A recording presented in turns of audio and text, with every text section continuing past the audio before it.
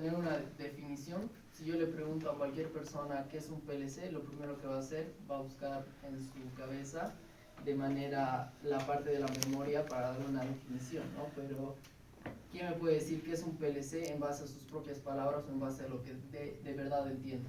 ¿Alguien? ¿Qué es un PLC? Un tipo de procesador. Ya. Microcontrolador. Microcontrolador. Ya. No, si fuera un procesador, llevaría, digamos, más memoria en caché y otras cosas. Ya, me parece interesante. ¿Hace proceso? Ya, cuando ven un PLC, lo que tienen que ver es que es como una computadora, nada más. Como una computadora especialmente diseñada para la industria. Ahora hay algo importante que dice él, que puede ser un microcontrolador. ¿Qué son los microcontroladores? El Arduino, el Pi Pico, esos chipsitos así chiquititos, ¿no? Pero ¿cuál es la diferencia entre esos y un PLC? La principal diferencia es que estos están diseñados única y netamente para la industria. ¿Y eso qué quiere decir? Tiene entradas y salidas de potencia, tiene comunicación estandarizada y está diseñada para aguantar en la industria, que eso es algo diferente que no puedes hacer con un Arduino, no puedes llegar a una industria y automatizar con un Arduino, ¿no? Entonces, un PLC, para que lo pongamos en palabras simples, es una computadora especialmente diseñada para automatizar procesos. Y eso lo vuelve un controlador. ¿Por qué lo vuelve un controlador? Porque vamos a tener entradas y vamos a tener salidas, ¿no? Bien, entonces ese es el primer punto importante que quisiera que sepan. A veces yo cuando estaba en primer semestre decía en PLC, yo pucha, ¿qué será ese tipo de máquina? Debe ser muy especial, que es básicamente una computadora, tiene los mismos componentes que una computadora, internamente tiene RAM, tiene ROM, tiene un procesador y todas esas cosas que no son de computadora, ¿no? Pero está especialmente diseñado para automatizar procesos en industria. Eso es un PLC, ¿está claro? Ahora, ¿Un controlador no es un procesador? un controlador es algo más complejo que un procesador. Un controlador requiere de entradas y salidas y también tiene lo básico de una computadora. Y un microcontrolador es algo más chiquito, ¿no? Bien, ahora tú que estás con tu celular, ¿qué pasa si viene alguien y te dice, ¿cómo te llamas? Steven, dimensioname un PLC. ¿Qué harías? Dimensionar. Sí. Ahí me viene a la mente sobre el tamaño. El tamaño, Sí, o sea, más grande o más chiquitito, de acuerdo al tablero que tienes. sí. No sé más con la mente. Es algo que me pasó en mis prácticas profesionalizantes hace dos años, casi 3 años atrás. Jairo, dimensioname un PLC. Y yo, pucha, se dimensiona tanques, se dimensiona estructuras, ¿cómo se puede dimensionar un PLC? Y quizás igual se me vino primeramente el tamaño, ¿no? ¿Qué tamaño hay en el tablero? Así? ¿Es el más grande? No, el más chiquito, no. Entonces, cuando te vienen con esa parte de dimensionar un PLC, tenemos que saber cuáles son las partes principales que tiene un PLC. Y son 5, y eso me gustaría que se anote. 5 partes para la arquitectura de un PLC. Vamos a revisar los cuadernos.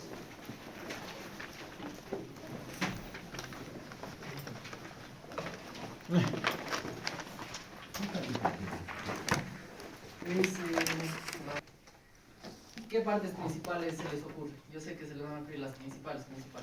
¿Alguien? ¿En sentido apagado? Partes de un PLC. Entradas. Alimentación. Alimentación. Entradas, salidas. Bien. Vamos a empezar primero con las entradas. Primera parte, entradas. Pero, ¿qué tipo de entradas puede ser? Digital y analógica. Digital y analógica. Bien. ¿Cuál es la diferencia entre una entrada digital y una entrada analógica? La etiqueta. Eso es importante, o sea, básicamente saber. Una entrada digital solo te ofrece 2 estados lógicos, 0 y 1, ¿verdad? Ahora no importa si es 0, 24, 0, 220, eso ya va a depender del PLC, pero te va a dar o 0 o 1 lógico, ¿verdad? Y una entrada analógica, Un rango No de... es 4, 0. ¿cómo va?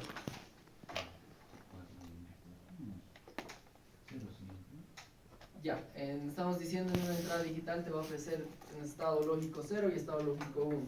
Y les he dicho, depende del PLC, si es o 0 y 24 voltios, o 0 y 10 voltios, o 0 y 220 alterna, ¿verdad? El 220 alterna te va a dar 1 lógico y el 0, 0, ¿no? 24 voltios, 1 lógico y el 0, 0, ¿verdad? Eso ya va a depender de tu PLC. Y en las analógicas, en un rango de valores, vas a poder tener una cantidad de números discretos para poder obtener datos, ¿no? Por ejemplo, temperatura es analógico o digital. Analógico, porque podemos tener 10 grados, 20 grados, 30 grados, ¿verdad? Qué sé yo, presión es analógico o digital. Analógico, ¿verdad? Y un foco es analógico o digital. Es digital, solo te ofrece dos estados, ¿verdad? Ahora, quizás se pregunten. ¿Es entrada un poco? No, es salida. Sí, tienes razón. Un switch sería ejemplo de una entrada digital, ¿no? Pero no estamos haciendo la comparación entre algo digital y algo analógico, ¿verdad? Ahora, en lo que es entradas analógicas, tienen que tener muy en cuenta que también su tipo de entrada está estandarizado. ¿Cómo nos entraría una entrada analógica? ¿Por corriente o por voltaje? Corriente. Puede ser por los dos, está estandarizado. En corriente es de 4 a 24 miliamperes y en voltaje es de 5 a 10 volts. ¿Dale? Ahora, si ustedes se preguntan, ¿por qué no es de 0 a 10 volts o de 0 a 24 miliamperes? ¿Se les puede ocurrir por qué? Sí, porque desconectarlo hasta hacer. Cuando están recibiendo un tipo de señal y reciben 0 miliamperes, puede estar marcando en el PLC 0 en la etapa de inicio, pero si el cable se llega a cortar, igual les va a mandar 0, ¿verdad? Y el PLC igual lo va a recibir como un 0, entonces lo va a poner en el PLC como un estado de 0, ¿verdad? En cambio, si manejamos de 4 a 24, el 4 va a ser el 0 y el 24 va a ser el máximo. Si te llega a ser 0, es que algo se ha cortado en la corriente o en el voltaje, ¿verdad? Por eso se ha dejado de manejar lo que es 0 a 24 y 0 a 10, a lo que es 5 a 10 y de 4 a 24. Se ha llegado a subir un poco para que cuando haya falla del cable, de la señal que le está llegando, algo se rompe, entonces cuando mande 0 en el PLC va a aparecer como falla, no va a aparecer como una señal 0. ¿Queda entendido? ¿Alguien no lo entendió? Bien. En el tema de salidas, ¿qué salidas tenemos?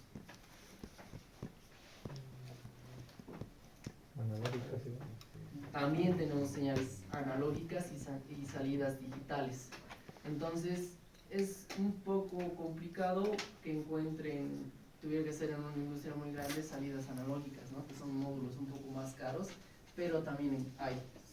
Sobre todo lo que hay son las salidas digitales que van a salir o a encender, apagar un piloto o a encender, apagar un motor, ¿verdad? Pero en el tipo de salidas digitales también se diferencian en dos. Hay las salidas de tipo relé y de tipo transistor. ¿Cuál va a ser la diferencia entre este tipo de salidas? El tipo relé es mucho más lento que el de tipo transistor. Y entonces, ¿para qué llegáramos a utilizar el tipo relé o para qué llegamos a utilizar el tipo transistor? Generalmente se utiliza el tipo relé para encender motores o encender algo que no requiera tanta velocidad, ¿no? Pero en el de tipo transistor ya manejamos como señales PWM. ¿Conocen las señales PWM? PWM, ancho por pulso, ¿no? Entonces, no sé si tienen un marcador. Marcador de agua, sale en respuesta. Taller agresivo.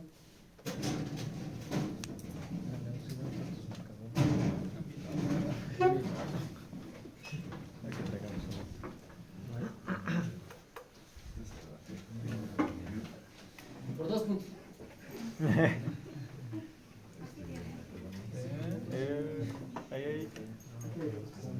Hay dos. ¿Al agua? 4 puntos.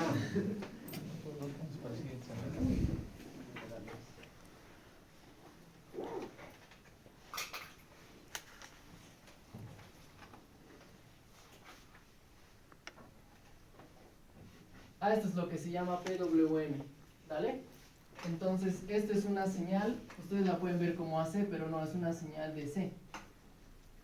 La estamos mandando en voltaje continuo, recto, ¿no? Pero es, ¿Mandan los flip-flops? ¿los flip-flops? Esto, por ejemplo, alguna vez lo he llegado a utilizar en resistencias, en un horno de resistencias. Entonces, en un horno de resistencias, lo que quería llegar a controlar yo era temperatura.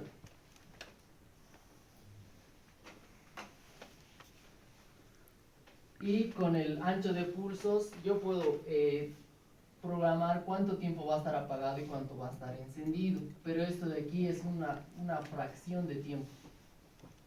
Una fracción muy corta de tiempo. Entonces, eso se evalúa en qué porcentaje de tiempo está encendido y qué porcentaje de tiempo está apagado. Pero esto se enciende y se apaga en una velocidad increíblemente rápida.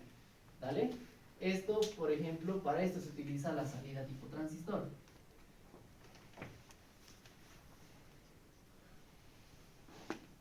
Si alguna vez les preguntan, ¿no? En cambio, la salida tipo relé ya es para algo que no requiere tanta rapidez, ¿no? Como un motor. Lo puedes encender y lo puedes apagar. Se puede encender en un segundo, se puede apagar en un segundo, no hay ningún tipo de problema. Pero en este tipo donde necesitas encender y apagar rápidamente, se utilizan lo que se llama las salidas transistores, ¿vale? Y como les dije, también tenemos lo que son las salidas analógicas. Por ejemplo, para controlar un horno a gas, nosotros vamos a tener lo que son válvulas proporcionales. ¿Qué quiere decir? Que esta válvula no solo va a estar cerrado o abierto, sino que va a ir controlando el caudal, el flujo, según a la temperatura que requeramos en el horno, ¿no? Entonces va a estar o 50% cerrado, 50% abierto, y para eso necesitamos una salida analógica igual, ¿no? Hemos dicho igual, para anotarlo quizás aquí, que las entradas analógicas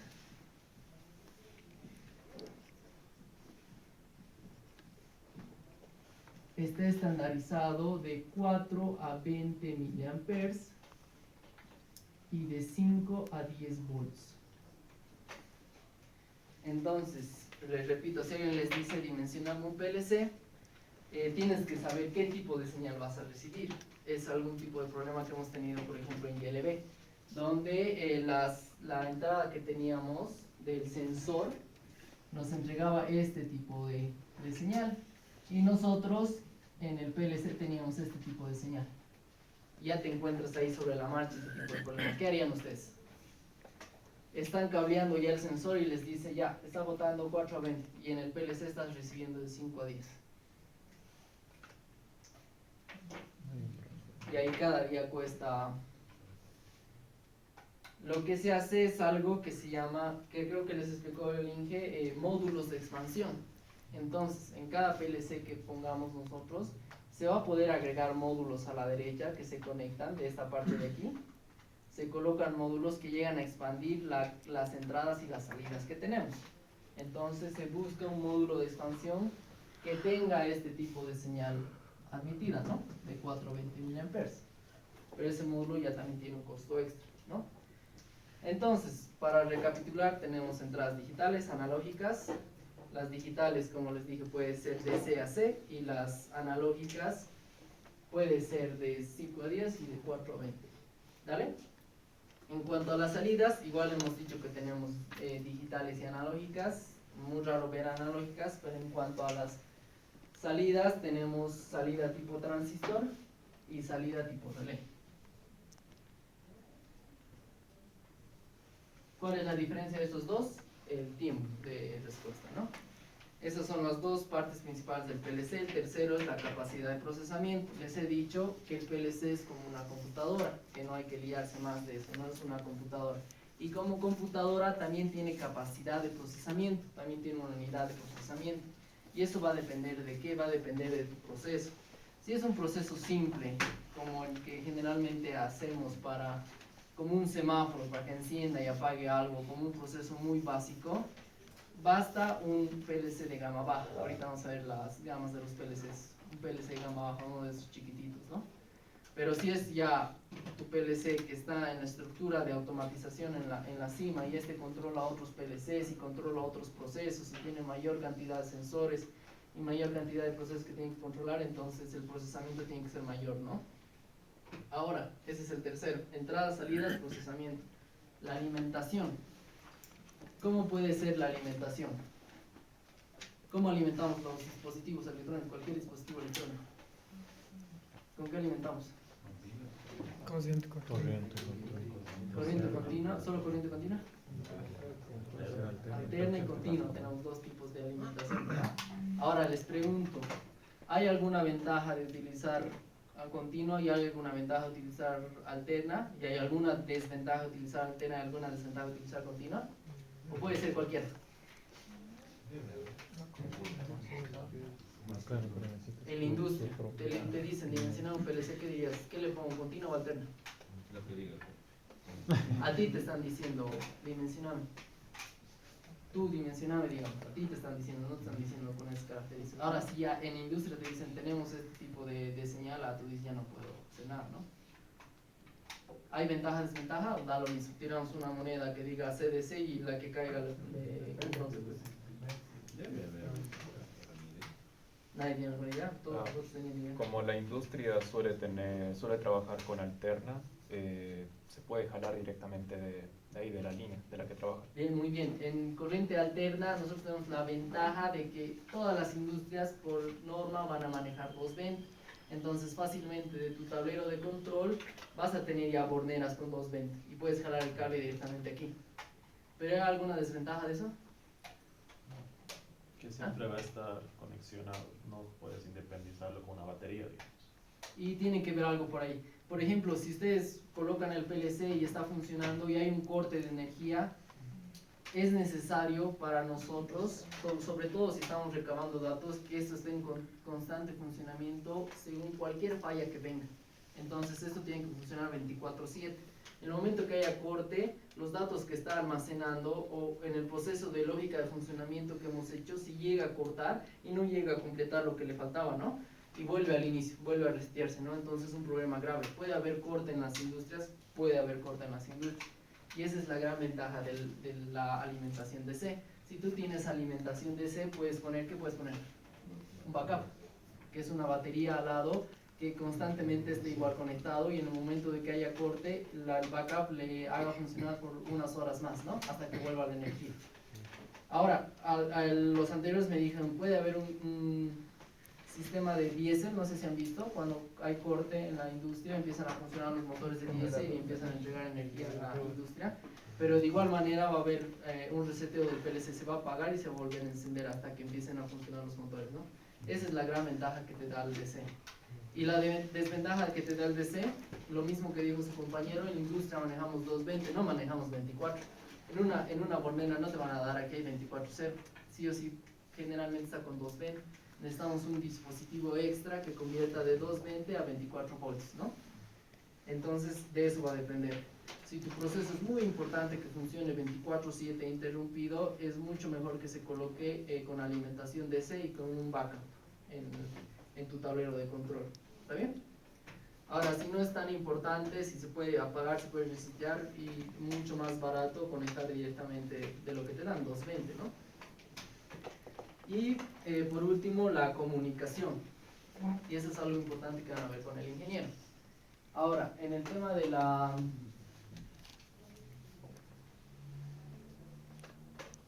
comunicación, hay dos cosas importantes que me gustaría que diferencien. La capa física del protocolo.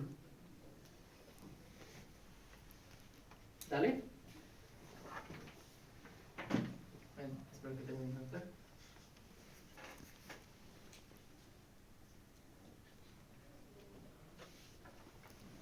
Ya, les digo, el tema de comunicación del PLC, tenemos que tener en diferenciación esos dos conceptos, capa física de protocolo. La capa física es el cable que va a venir a conectar aquí, netamente eso. Por ejemplo, de mi compu al HMI, ¿qué conecto? HDMI, ¿verdad? Es el cable. Esa es la capa física. ¿Cómo se llegan a comunicar mi compu con el coso? Es el protocolo, es diferente, ¿vale? Entonces, en cuanto a capa física, van a ver lo que es, quiero que se anoten, RS232, RS485, RS232, RS485. A ver, aquí vamos a poner algunos ejemplos. ¿RC o RS? RS.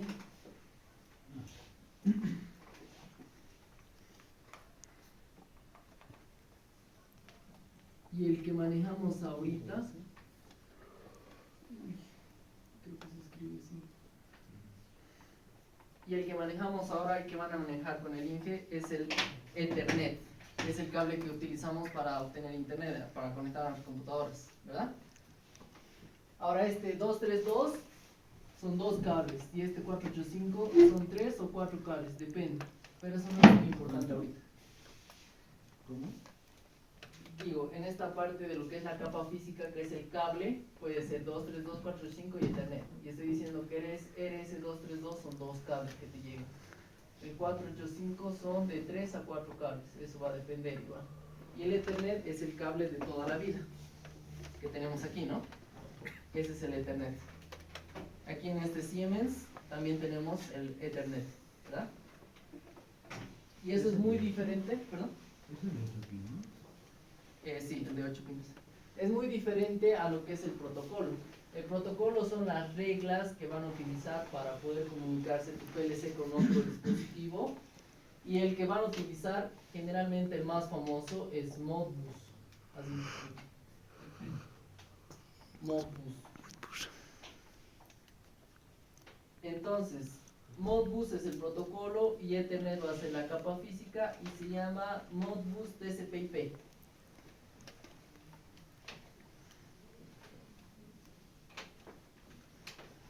Modbus TCP/IP, ese se llama el que viene la capa física con el protocolo, ¿vale? Ahora, ¿por qué necesitamos comunicarnos? ¿Con qué nos llegaríamos a comunicar nosotros con el PLC? ¿Tienen idea? ¿Para qué necesitamos comunicación? Lo primero. ¿Sí? ¿Con quién nos comunicaríamos? Con la laptop. Todos los PLCs van a tener un cable especial para la computadora. En una industria hay varios dispositivos y hay varios dispositivos que al PLC le importa recabar su información, ¿no? ¿Cómo cuáles? Ni idea. Siempre dicen que hay, pero nunca dicen que son. Por ejemplo, si yo tengo un motor y quiero sacar varios datos del motor, frecuencia, corriente, voltaje, ¿puedo sacar directamente del motor? ¿Puedo ir al motor, abrir un USB, está ahí, le conecto al PLC? No, ¿verdad? ¿Qué hay? Hay un dispositivo arriba del motor que puede entregar los datos. Sí. No, que le dé información al PLC. Los sensores. La placa no va a tener USB para conectar. Hay variadores de frecuencia, soft starter, arrancadores suaves que te pueden llegar a dar esa información y estos dispositivos tienen su protocolo de comunicación. Generalmente los datos que se sacan de los motores se sacan mediante los variadores de frecuencia, igual mediante los soft starter, pero yo generalmente he visto los variadores de frecuencia. Entonces un variador de frecuencia va a tener el mismo protocolo de comunicación, Modbus Ethernet o Modbus TCP/IP, y con él vas a poder comunicarte para sacar datos del motor, ¿no? ¿Cuál más nos puede entregar datos? ¿Saben ustedes lo que es un HMI? No. ¿No es un protocolo de internet? Un HMI, que es interfaz hombre-máquina, es una pantalla que se coloca en los procesos, como esta mi tablet. Se coloca ahí en los procesos y tú puedes hacer variar las variables, ¿no? Si yo quiero que esté a 24 grados, lo pones ahí 24 grados y ¡pah! Y esta información va al PLC y el PLC mueve lo que tienen que mover para que llegue a esa temperatura. Entonces, es como dice su nombre, ¿no? Es una interfaz hombre-máquina, donde tú puedes interactuar con el proceso y puedas hacer modificación a las variables que tengas. Seguramente han visto, o hay alguien que no haya visto. Son pantallitas que se colocan ahí. ¿Nunca han visto un HMI? El INPE nos mostró en diapositivas, ¿no? Son pantallas que se colocan, ¿no? Este igual tiene su protocolo de comunicación y tiene que coincidir con el protocolo de comunicación de tu PLC, ¿no? Y entre más antiguos que son estos protocolos es un poco más complicado, ¿no? Pero ahora de norma general se está utilizando este de aquí, que es el Ethernet, ¿verdad? Esos son las 5 características para poder dimensionar un PLC. ¿Quién me puede decir las 5? Rápido. Pero fuerte. Entrada, salida, procesamiento, alimentación, comunicación. Y comunicación. Bien. Entonces, vamos a... Ahora, seguramente igual han llegado a escuchar de PLCs compactos y PLCs modulares, ¿verdad? Los del otro grupo me dijeron que el Inge les dijo algo de esto. Este que tengo aquí es un PLC compacto. Todo lo que necesito ya está compacto en este cuadradito de aquí. Si es que llegara a necesitar algo más como entradas, como salidas extras, si se llegan a ocupar todas, le compro un módulo de expansión, ¿verdad? Pero ¿cómo funcionan los PLCs modulares? Vienen todo por partes. Este puede ser el ejemplo de un PLC modular, pero no. Así son los PLCs modulares, todo está separado. Entonces la alimentación está separada, la comunicación está separada, las entradas están separadas, el procesamiento está separado. Es como si todo estuviera por partes juntados en uno mismo. Esos son los PLCs modulares. La analogía más directa que podemos hacer nosotros es como con las computadoras. Una laptop sería un PLC modular, que ya viene todo, ¿no? En cambio una PC de escritorio ya sería un PLC modular, que le tienes que comprar la RAM, le tienes que comprar la tarjeta madre, todo por separado y lo unes, ¿verdad? ¿Vienen por separado? Así vienen en los PLCs modulares, y según a lo que necesites vas aumentando, ¿no? No, en las de escritorio. En las de escritorio, claro, puedes armar. ¿O soy el único que...? No, sí. Ah, la placa integrada. Todo. Que no es integrada. Hasta los USB. Sí, hasta los USB. Como sea, es diferente. Bien, ahora vamos a ver los tipos de PLCs. Como hemos visto hay modulares y compactos, ¿verdad? Pero también ahí vienen por gamas. Y es igual, hace la analogía con los celulares. En los celulares hay gama baja, gama media, gama alta, ¿verdad? Lo mismo hay en los PLCs. Pero ¿qué se va a diferenciar un PLC de gama alta de un PLC de gama baja o gama media? La capacidad de procesador.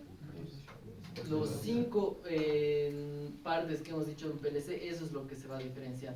Entonces, en un PLC de gama alta va a tener mayor cantidad de entradas, mayor cantidad de salidas, va a tener analógicos, mayor cantidad de analógicos, el procesamiento va a ser mayor, y en el tema de comunicación va a tener todos los tipos de comunicación que se puedan imaginar. Porque les va a tocar, si alguna vez se llegan a dedicar a esto, les va a llegar a tocar.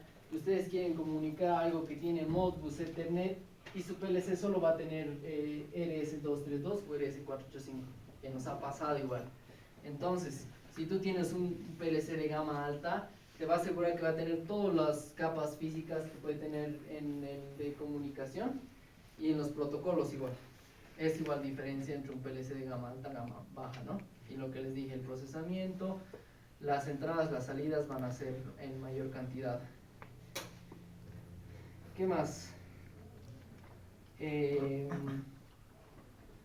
es lo básico que vimos con nosotros, pero ahora me gustaría escuchar preguntas sobre sus... ¿Los modulares tienen por separado la comunicación? Todo. Todo por separado. ¿Y cómo se comunica consigo mismo? ¿Consigo mismo? Sí. Todo viene por separado, no entiendo. Va a tener su comunicación. No es igual que la computadora, si agarras la RAM, pones a la placa y ya está empezando a comunicar. Pues. Pero en la computadora se suelda. No. ¿Cuándo se suelda? En la CPU. No. Tiene socket. Sí, tiene eso. Los modulares, sí es portátil, puede haber parte de la marca. No, ¿Por qué no dicen no, como si no, fuera no, no, o sea, aquí se diseña. Generalmente son gama alta, cuando son modulares son PLCs gigantes así, y son para gama alta. Si necesitarías para gama baja, no directamente comprarías esto que sería mucho, mucho más barato. ¿No hay compatibilidad? Pero el ¿Ah? caso de No hay que la compatibilidad. industria... No hay compatibilidad. Ya. Por ejemplo, en la industria si te dan, digamos, Dime. por ejemplo, un modular, te faltarían algunos módulos. Compras. ¿Ellos te van a dar o...? Ujú. Tienes que comprar. Igual que en el coso. Igual que en estos de aquí en los compactos, puedes llegar a dimensionar mal y te faltan salidas o te faltan entradas y tienes que comprar un módulo de expansión. ¿Y si le falta el módulo de alimentación no arranca o cómo es? Esto sí va a venir con alimentación, no como va a venir algo sin alimentación. De los modulares. De los, no, todo, no puedes comprar un modular sin alimentación. Entonces, ¿qué diferencia hace que esté desarmado? Generalmente se utilizan eso para las gamas altas, Se va sobre todo para lo que es la refrigeración, eso es todo más compacto, y el otro va a venir más separado, ¿no? Y va a venir como que más disponible para refrigeración, ya no van a ser aquí como 8 entradas digitales, van a ser 64, 128 entradas, ¿no? Entonces va a estar todo en un módulo nomás, y eso se va a poder refrigerar de mejor manera, no va a estar todo más separado. Pero compras todo en el modular, no es que te va a faltar la alimentación, sería muy absurdo, ¿no? Comprar un proyector sin cable de alimentación, más o menos, o sin el cable HDMI, no te sirve de nada. Eso es, ¿no? Ahora, con lo que respecta a automatización de un proceso, lo primero que tienen que saber es todas las partes que arman su proceso. Y seguramente ya le han escuchado al Inge hablar lo que es un PNID, ¿verdad? Les ha pedido que hagan un PNID. Ese es el primer paso que siempre se realiza. Entonces, igual si se llegan a dedicar, lo primero que les van a pasar a ustedes es el diagrama PNID para que ustedes puedan entender todo el proceso del que van a automatizar, ¿no? Y luego en base a eso, con los 5 puntos que les he dado, empiezan a dimensionar su PLC, ¿no? Entonces van a tener en el PNID todos los dispositivos que van a llegar a utilizar, y lo que a mí me gustaría que hicieran es que hagan una lista de cada dispositivo, qué entradas y qué salidas van a recibir, o si van a requerir comunicación. Por ejemplo, creo que los otros grupos me dijeron que solo les dijeron digitales, ¿verdad? Si yo tuviera un motor, si yo tuviera un motor, lo primero que me fijaría es qué datos voy a sacar. ¿Qué datos puedo sacar de un motor? Ninguno. Corriente, Voltaje, voltaje, frecuencia, falla térmica, falla magnética. ¿Cómo se recoge la falla magnética? Ahorita vamos a ver ya. Falla térmica, falla magnética, arranque, parada. Entonces, primero, lo que hemos visto, me dicen, necesitas sacar todos estos datos. Yo quiero que me muestres esos datos en el HMI. Lo primero, ¿lo puedo sacar directamente del motor? ¿Qué hemos dicho? No, ¿verdad? Necesitamos un variador de frecuencia. Y un variador de frecuencia con protocolo de comunicación. Entonces, de este variador de frecuencia va a monitorizar al motor, y este va a mandar a lo que es el PLC. No se puede con un perímetro. No, o sea, puedes sacar uno por uno, pero por ejemplo frecuencia no puedes sacar, no hay sensores de frecuencia, o instalar uno por uno te va a salir muy caro, ¿no? Entonces, lo primero que me fijo es que voy a necesitar comunicación, sí o sí, para estos de aquí, y que son entradas analógicas, ¿verdad? Ahora, como les he dicho, puro digitales, ¿cuáles son las principales que se vienen a la cabeza hablando de motores? Haciendo un ejemplo con un dispositivo en su proceso. Arranque, parada es algo, y eso ¿qué va a hacer? Va a ser entrada, salida, ¿qué va a ser? Salida va a ser, ¿no? Para dar arranque y para dar parada. ¿Qué más? No es la verificación de que está Falla magnética, falla térmica. Ahora me estaban preguntando de dónde saco eso. En cada motor siempre tiene que tener lo que es protección magnética y protección térmica. Es algo básico que aprendemos en ingeniería. Y generalmente lo que se utiliza son guardamotores. ¿Conocen los guardamotores, no? Que es algo que te protege de sobrecarga, de cortocircuito y de sobrecarga, que es lo que es la falla térmica y la falla magnética. ¿Hay alguien que no entienda esto para que pueda...? Los relés térmicos son los guardamotores. No, un guardamotor lleva lo que es protección térmica y protección magnética, que sería la protección de un relé térmico o de un... ¿Cómo se dice? ¿Es un disyuntor? Un disyuntor es como un guardamotor, pero los ¿Un disyuntor guardamotor o es no? que los disyuntores no se utilizan para motores, se utilizan para cables. ¿Cuál es la diferencia entre un disyuntor y un guardamotor? El guardamotor tiene para regular la corriente de arranque y tiene para regular igual el corte que va a tener en cortocircuito. En cambio, un disyuntor ya te viene con la corriente que va a tener.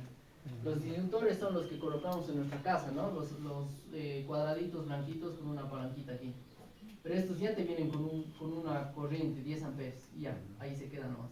Y no están diseñados para motores. En cambio, un guardamotor vas a tener una perilla para regular la corriente de arranque y vas a tener una perilla para que actúe en cortocircuito. Generalmente es para lo de la falla térmica.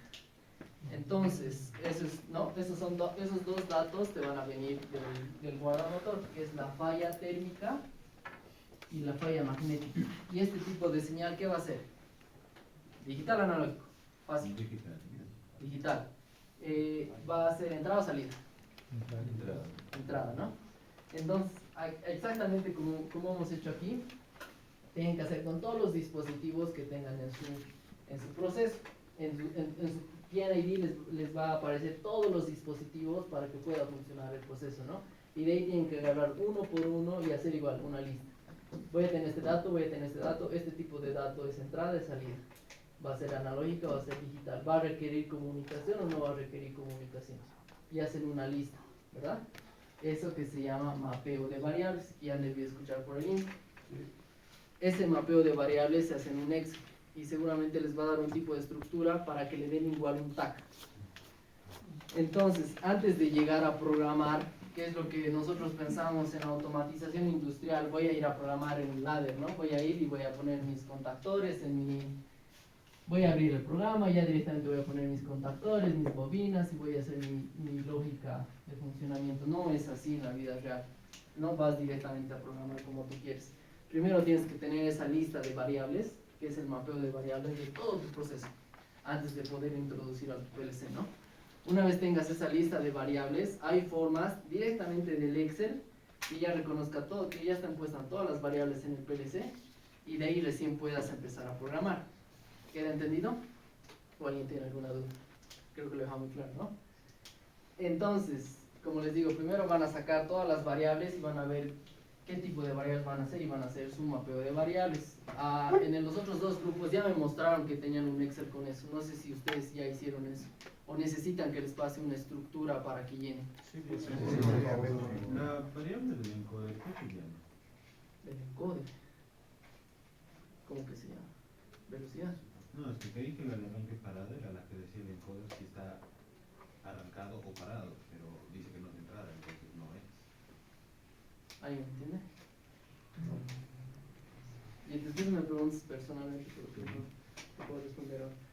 Ya, después de haber tenido esa lista, recién pueden pasar a lo que es hacer su lógica de funcionamiento, que es lo que es la programación. Entonces, ahí es en la parte que no sé si yo voy a venir mañana o el Inti ya va a estar bien.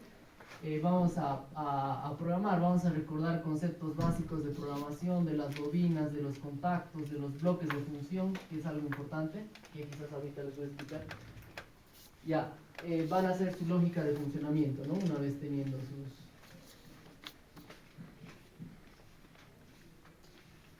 funcionamiento.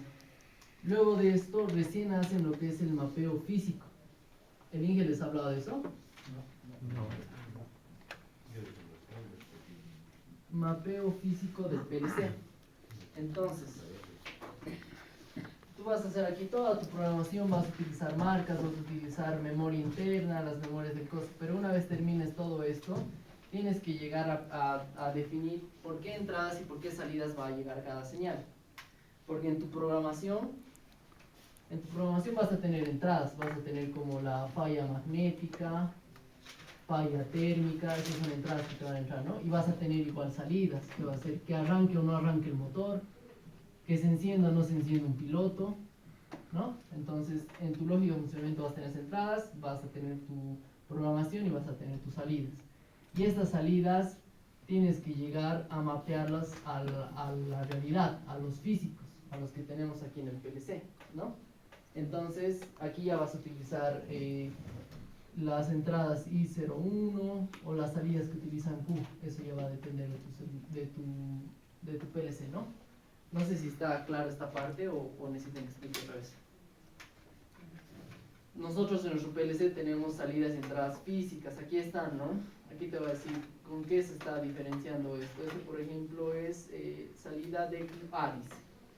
Tenemos DQA0, DQA01, 02, 03, 04, ¿no? Lo mismo con las entradas. En el tema de las entradas es DI, en este PLC específico, ¿no? Una vez hayas hecho tu programación, tienes que mapear a estos de aquí, al I01, a la salida 1, a la entrada 1, a la salida 2, a la salida 3, todo lo que ha resultado de tu programación. Eso se llama mapeo físico. Y es igual, tiene que estar en un Excel. Entonces, ¿Asignación de las variables o de los equipos a los que van? de las salidas que vas a tener. Entonces, si alguien viene a lo que tú has llegado a programar en tu tablero, no vas a ver qué está en la salida 1, qué está en la salida 2, qué está en la salida 3, qué has conectado a la entrada 1, qué has conectado a la entrada 2. No va a tener idea, ¿no? Pero con el mapeo físico del PLC, ahí va a estar especificado. La salida 1 es tal cosa, la salida 2 es tal cosa, la entrada 1 es tal cosa, ¿no? Y va a tener ya idea de a qué se refiere. Bien. Eso no es ya el mapeo de variables. Ese es el mapeo físico del PLC. El mapeo de variables es lo que hemos dicho al principio. Todas las variables que vas a recibir o vas a sacar.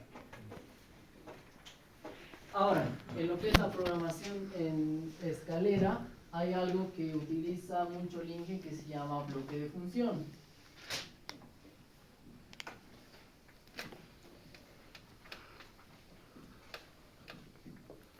Este bloque de función lo vamos a ver por qué.